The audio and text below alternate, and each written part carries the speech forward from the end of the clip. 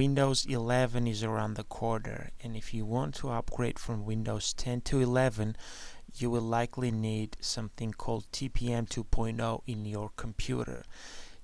To see if you have one, right-click on the Windows Start icon, go to Device Manager, scroll down to where it says Security Devices Expanded, and if it says Trusted Platform Module 2.0, that means you're almost ready.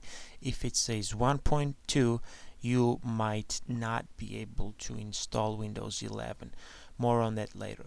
But if you have 2.0, that's actually not a guarantee that you will be able to install Windows 11, because Microsoft has shared the list of processors that officially qualify for Windows 11. So even if you have the 2.0, according to Microsoft, you have to have one of the processors listed on their official website, and I will include these links in the description below. This is for Intel processors as well as AMD processors.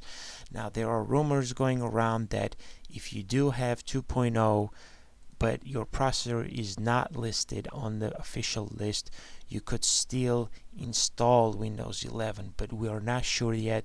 This is something new, and as we get closer to the official release date of Windows 11, we will have more information on this.